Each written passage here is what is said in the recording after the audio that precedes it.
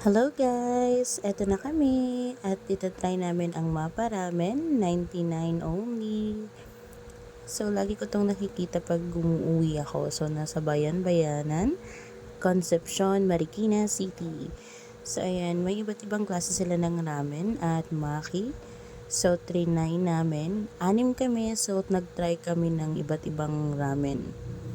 Nag-order din kami ng 2 klase ng maki at isang gyoza. Ayan, for the waiting na kami sa mga order namin.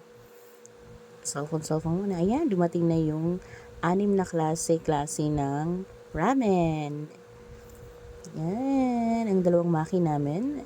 At di ko na nakuhaan yung sa gyoza. But ito na, labanan na.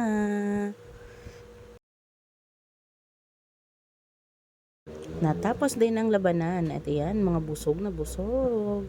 Ito yung mga itsura ng busog. Ayan. Happy tummy!